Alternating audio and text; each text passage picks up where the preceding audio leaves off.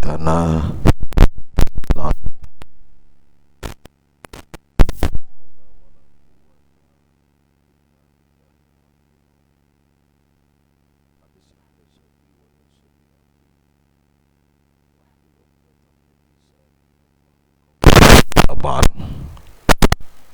Alhamdulillah, puji syukur kita panjatkan kehadiran Allah Subhanahu wa ta'ala atas izin dan nikmatnya jualah. Pada subuh kali ini kembali kita dapat bermuajahah bersama untuk melanjutkan dari kajian kita masih tentang hadis Rasulullah sallallahu alaihi wasallam yang ke-35. Bapak dan Ibu kaum muslimin dan muslimat jamaah salat subuh yang dimuliakan Allah, dalam hadis yang ke-35 setelah Rasulullah sallallahu alaihi wasallam melarang kita melakukan perkara-perkara yang dapat merusak hubungan baik antara satu dengan yang lainnya, lalu oleh Rasul menjelaskan dalam hadis di mana sebagaimana sabdanya at-taqwa hahuna wa yusiru ila sadrihi thalatha marat. Kata Rasul, takwa itu di sini. At-taqwa hahuna. Apa makna daripada itu? Kata ulama, at-taqwa miqyasut tafadul wa mizanur rijah wa ta'ala. Jadi yang menjadi tolak ukur seorang itu mulia atau tidaknya di sisi Allah bukan sebab karena harta. Tolak ukur kemuliaan seorang itu di sisi Allah bukan sebab karena jabatan atau kedudukan. Kemuliaan seorang itu di sisi Allah laki-laki juga bukan karena nasab atau keturunan. Akan tetapi kemuliaan seorang itu, kata Rasul, tolak ukurnya tidak lain dan tidak bukan adalah takwa. Hal ini sebagaimana apa yang Allah nyatakan di dalam Al-Quran, inna akramakum indallahi atqakum. Sungguh orang yang paling mulia di sisi Allah di antara kalian, kata Rasul, atau sebab karena nasab atau keturunannya, tidak. Hari ini banyak orang membanggakan nasab. Kau kada tahukah abahku, kau kada tahukah keturunanku, kau kada tahu, dan seterusnya dan seterusnya. Itu bukan itu yang menjadi tolak ukur mulianya seorang di sisi Allah.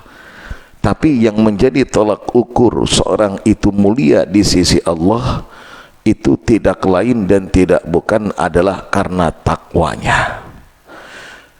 Saya teringat dengan pesan guru sekumpul yang juga menjadi panutan kita, ujar Sidin, yang membahagiakan hati Rasul itu bukan sebab karena. Maka Allah Subhanahu wa ta'ala menyebutkan di dalam Al-Quran, qul in kuntum tuhibbunallah fattabi'uni yuhibbukumullah wa yaghfir lakum dzunubakum.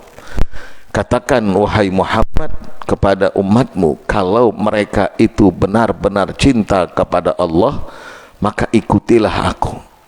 Apa yang kita ikuti daripada Rasul? Akhlaknya. Laqad kana lakum fi rasulillahi uswatun hasanah. Rasul mengajarkan kita dalam segala hal. Rasul mengajarkan kita kaitan yang bermaknanya, kalau kita cinta kepada Rasul, kalau kita benar-benar ingin membahagiakan Rasul, maka ikutilah apa yang dilakukan oleh Rasulullah sallallahu alaihi wasallam yang dipercontohkan kepada kita ma'adal khususiyat, selain kekhususan Nabi. Nabi punya istri lebih dari 4, itu khususiat Rasul. Jangan pulang hendak lebih juga dari 4, aku jah mau umpati Rasul. Keliru.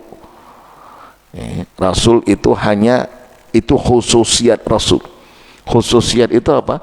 Suatu perkara yang hanya diperuntukkan untuk Rasul tapi tidak diperuntukkan untuk umatnya. Itu disebut dengan khususiyat Rasul. Ziyadah, tambahan dari perkara yang wajib. Rasul boleh lebih dari 4 istrinya. Riwayat menyebutkan 9 bahkan sampai 11. Kita umatnya kada boleh lebih dari 4. Yaitu nang lebih dari 4 hukumnya kayak apa? Hukum nikahnya kada sah. Andai ada orang berisi bini 4, lalu kawin pulang nang ke-5, kawin pulang nang ke-6, alasan hendak mengumpati Rasul, itu pernikahannya yang ke-5 tidak sah, pernikahan yang ke-6 tidak sah. Hukum hubungan yang dilakukan oleh mereka zina. Hanya boleh pang, boleh kada? Takuni umanya, boleh kada bu? Boleh ujarnya. Kamu sudah boleh itu silahkanlah lagi. Tapi wajib kada untuk meminta izin? Kada wajib.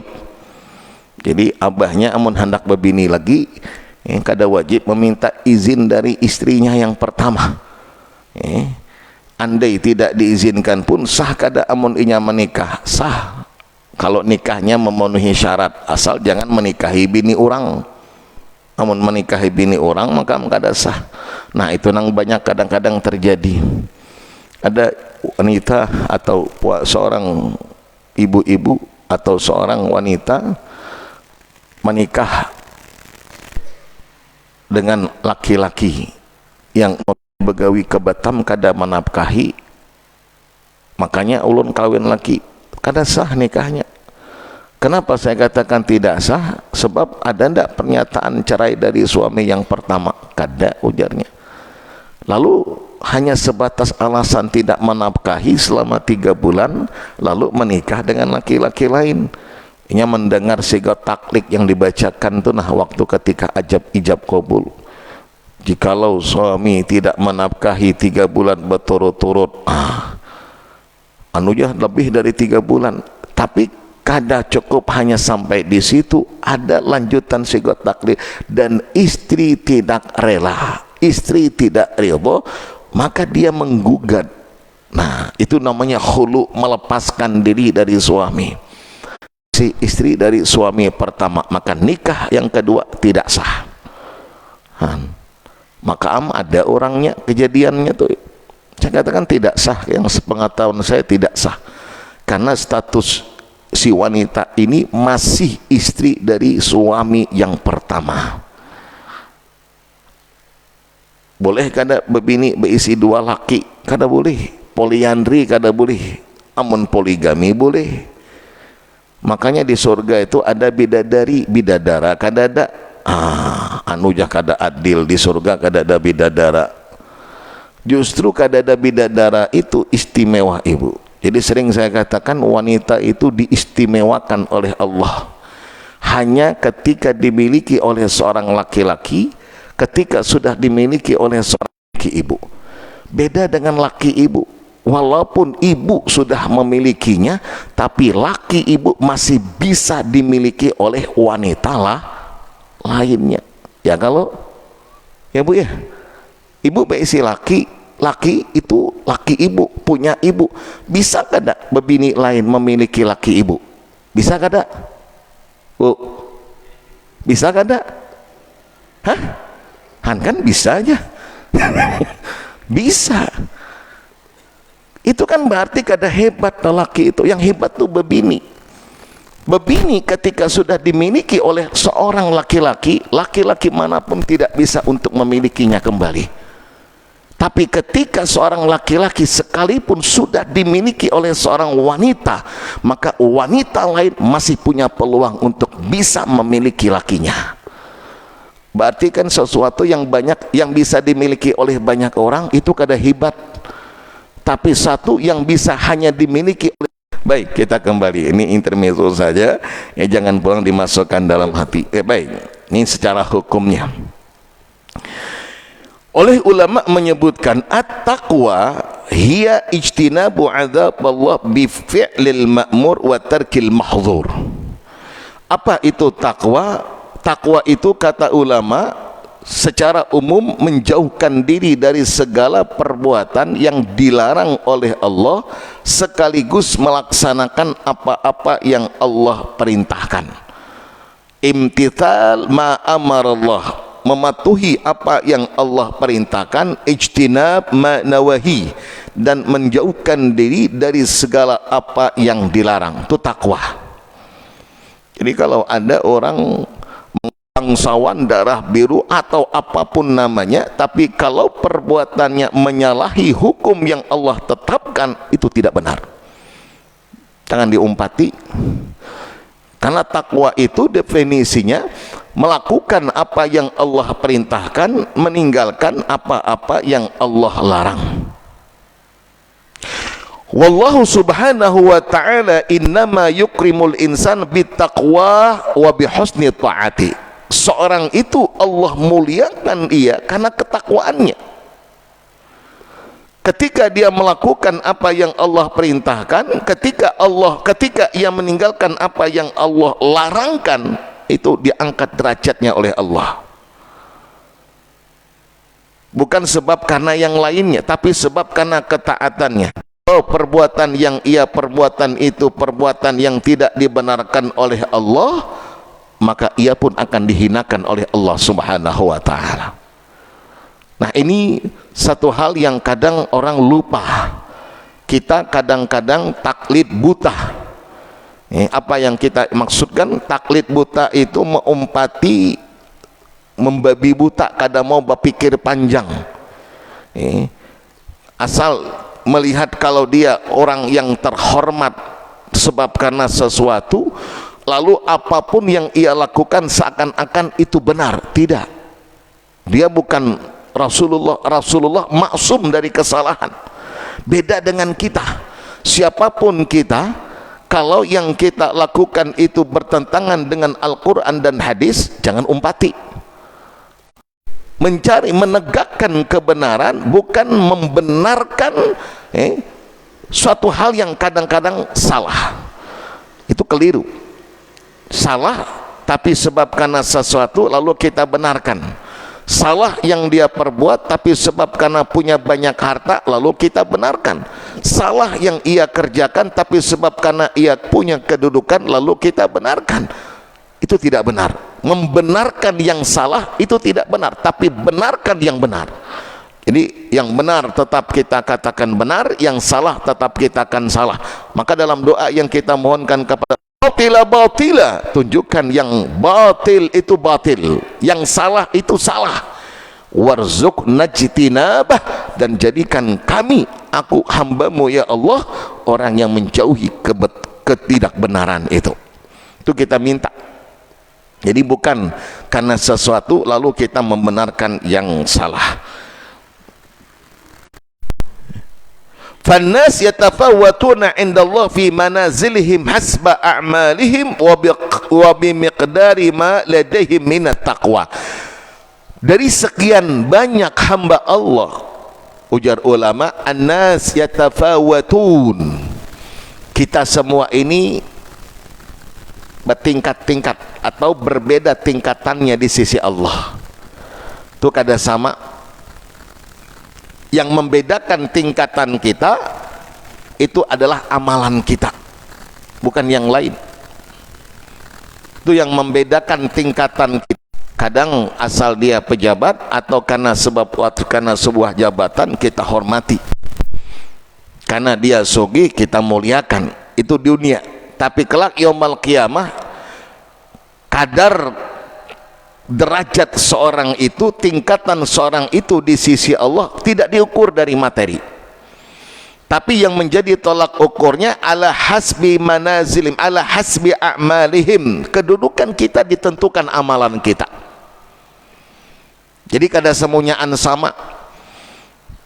Maka kita pernah temukan dan pernah sampaikan hadis Rasul sallallahu alaihi wasallam yang menyebutkan dan menceritakan tentang akhiru man dakhalal jannah, orang yang paling uncit masuk surga. Paling uncit sudah.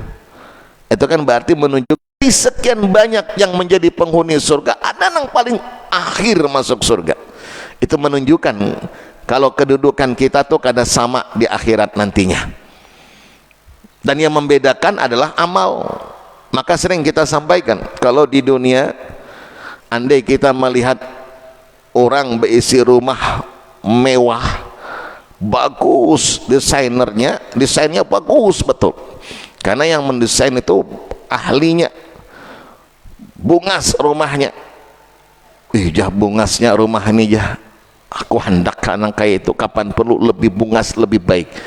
Kita cari desainernya yang lain yang ahli di bidangnya, lalu kemudian kita minta desain yang lebih mantap, lalu kita rombak rumah kita, kita bangun kita untuk biar supaya bisa istana kita baik dan kapan perlu bisa menandingi istana yang ada. Kawa kada kawa lagi. Kenapa kada kawa? Sebab bahan materialnya itu tidak kita bisa dapatkan. Kalau di dunia materialnya pasir, batu, semen, besi, asal duit ada kita bisa tukar. Tapi di akhirat materialnya bukan besi, pasir, batu, semen, tapi amal. Dan amal itu kata ulama tempatnya di dunia. Kada kawa lagi kita beramal di akhirat. Di akhirat hanya bisa menikmati apa yang sudah kita lakukan di dunia. Makanya ad-dunya darul amal, di dunia itu masa kita beramal. Amun hendak beisi salata rak'atan fi yaumin wa lailah banallahu lahu baitan fil jannah. Orang yang menjaga dalam arti kata memelihara, dalam artian bahwa dia terus melaksanakannya secara mudawamah, berkesinambungan. Man hafadha 'ala snatai asyrata rak'ah, kata Rasul, orang yang berkesinambungan untuk senantiasa melakukan menjaga 12 rakaat dalam satu hari satu malam, banallahu lahu baitan fil jannah, Allah bangunkan untuknya istana dalam surga. Itu kibela kita bangun waktu di dunia, kita beramal di dunia, Allah bangunkan istana kita di dalam surga sana. Apa amalannya?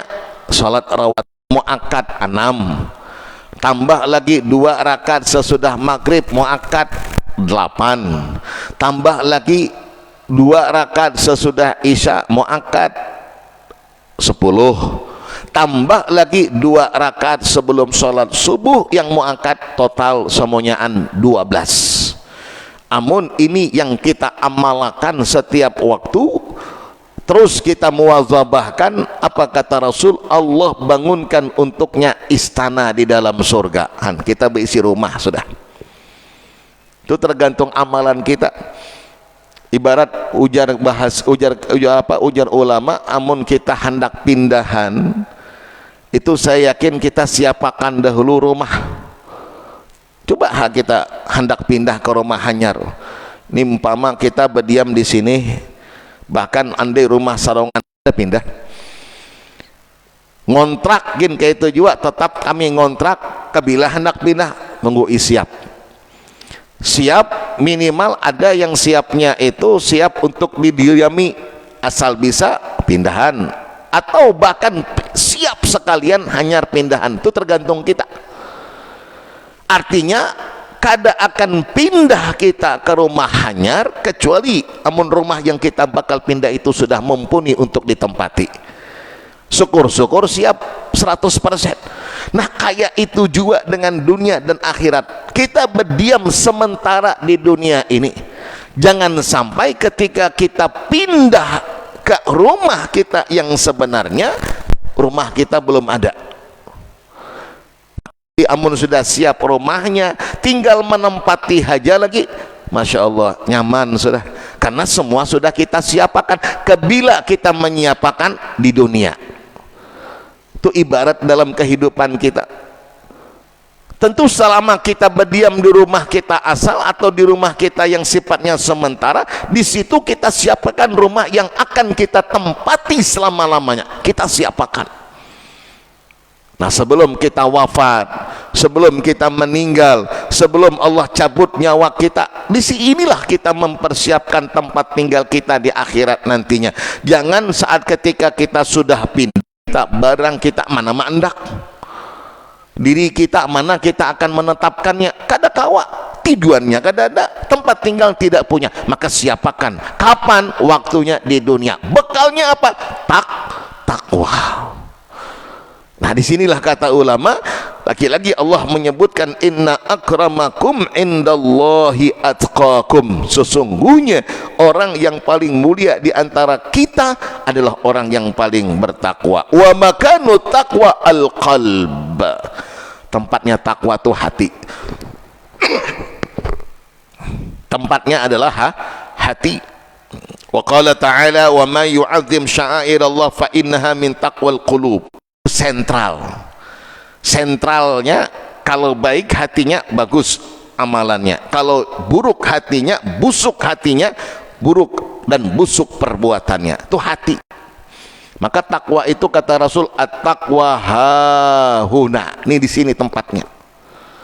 Maka ada hadis yang lain, Rasul sallallahu alaihi wasallam bersabda, innallaha la yanzuru ila ajsamikum wala ila suwarikum walakinnallah yanzuru ila qulubikum. Allah tidak memandang dan melihat kepada fisik kita.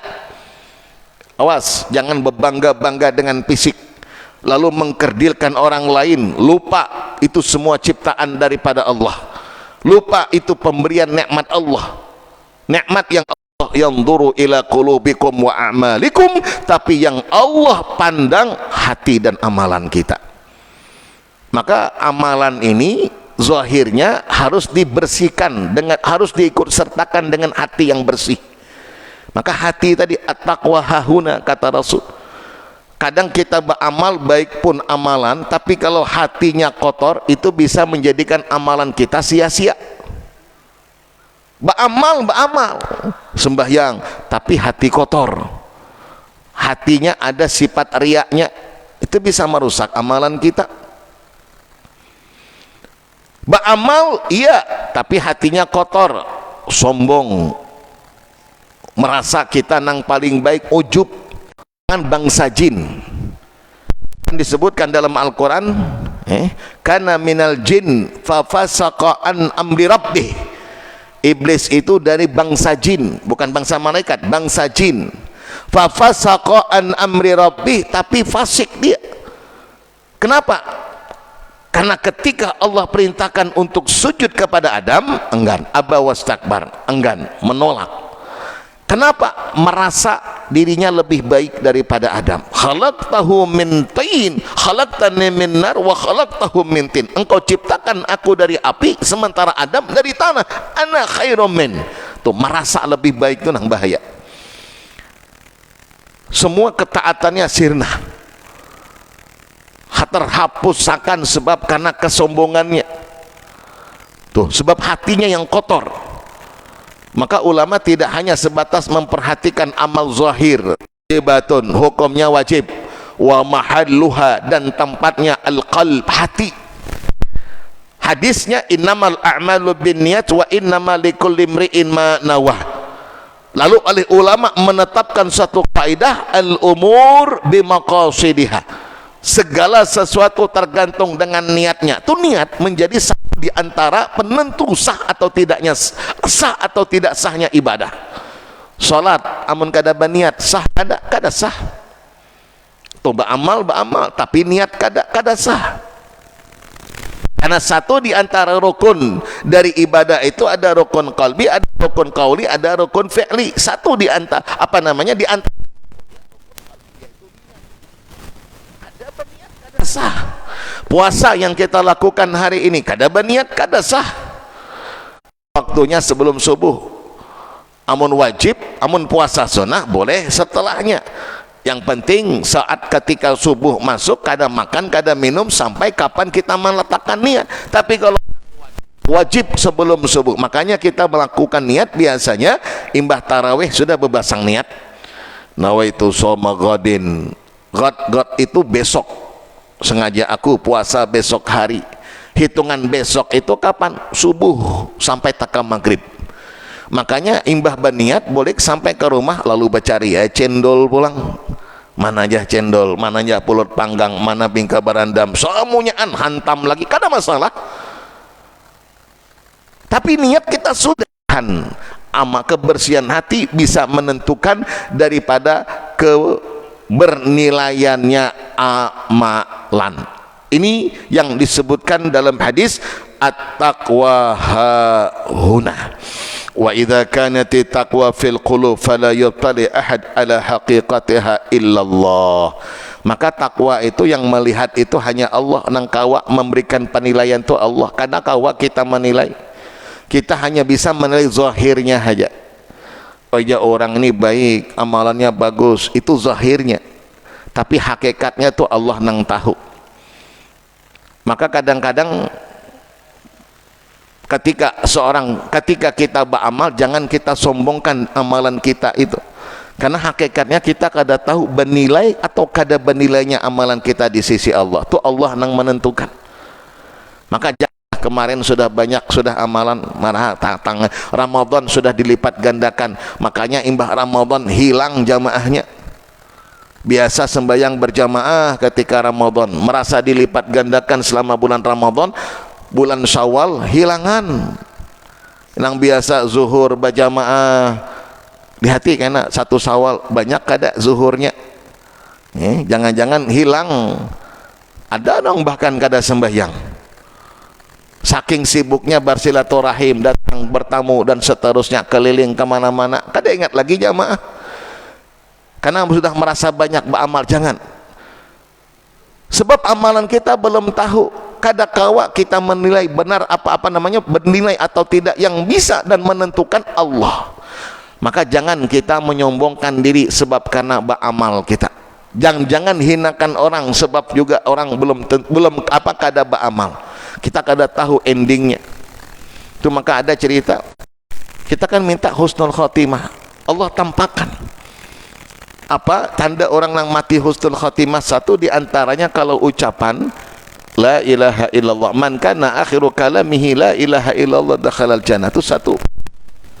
Saat ketika hendak mati itu, nah di akhir ucapan yang dia ucapkan kalimat tauhid, satu ciri dan tandanya.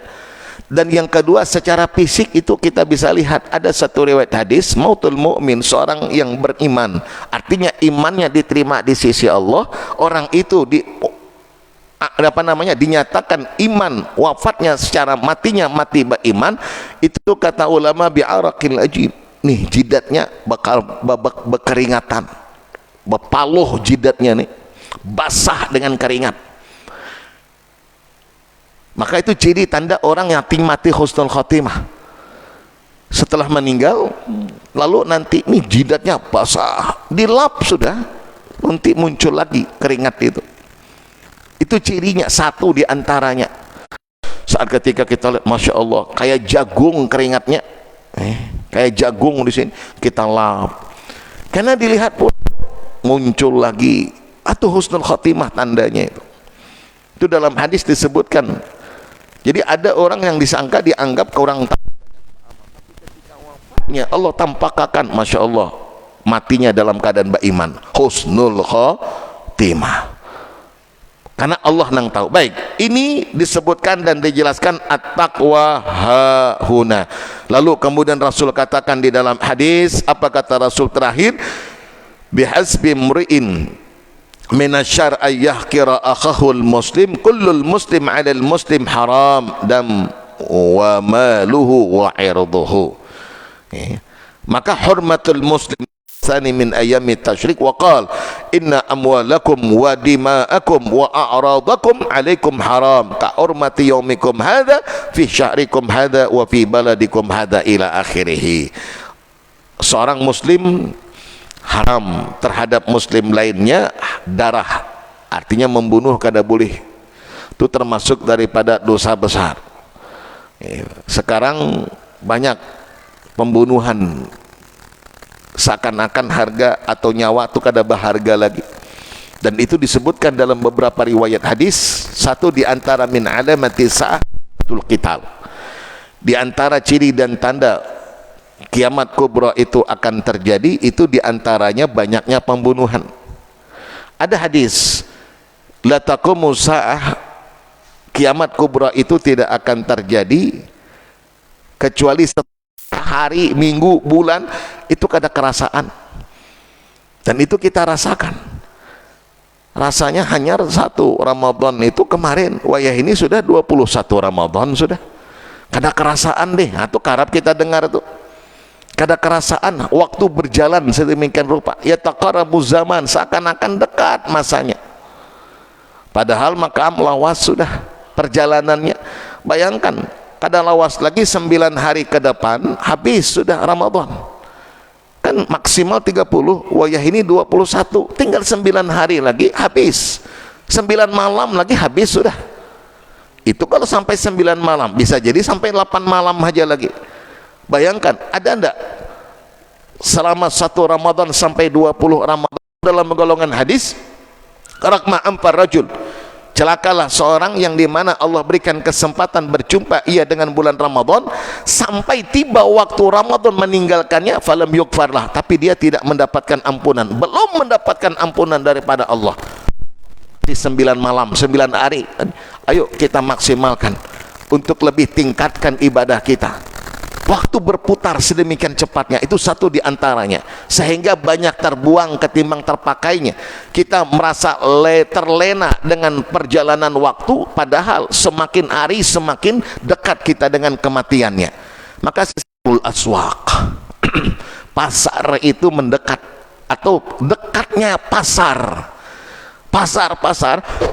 itu terasa dekat parak, dan itu kita rasakan. Tidak usah jauh-jauh di Tembilahan aja. Dahulu amun hendak babelanja, datang khusus ke tempatnya. Wayah ini tinggal keluar rumah, nyaberang mana-mana pasar sudah. Bahkan jangankan kita keluar rumah, di rumah aja berdiam datang pasar, datang barang yang kita handaki itu. Masya Allah, ini sudah dekat sudah. Tanda yang Rasul sebutkan itu kita rasakan wayah ini. Coba mana hendak apa aja wayah ini, hendak nukar sayur, kada mesti harus di pasar sayur, di warung-warung bejubun sayur, tinggal milih aja kita.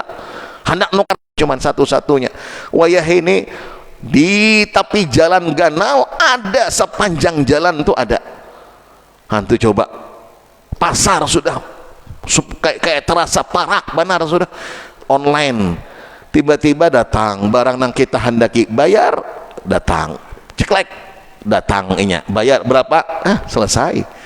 Makanya wah ini Jalan Sudirman tuh, nah kita bisa lihat toko disewakan, kada tapi laku lagi orang menyewa toko. Di mana-mana orang berjualan sudah. Amun dahulu Jalan Sudirman belum lagi kosong, sudah ditampahi orang. Insyaallah kita lanjut di lain waktu dan di lain kesempatan. Al-Fatihah. A'udzubillahi minasyaitonirrajim. Bismillahirrahmanirrahim. Alhamdulillahirabbil alamin arrahmanir rahim maliki yaumiddin. Iyyaka na'budu wa iyyaka nasta'in. Ihdinas siratal mustaqim, siratal ladzina an'amta 'alaihim ghairil maghdubi 'alaihim waladdallin. Amin amin ya rabbal alamin. Bismillahirrahmanirrahim. Alhamdulillahirabbil alamin. Wassalatu wassalamu ala asyrafil anbiya'i wal mursalin wa ala alihi washabihi ajma'in. Allahumma ighfir lana ma akhtana wa ma ta'ammadna wa ma asrarna wa ma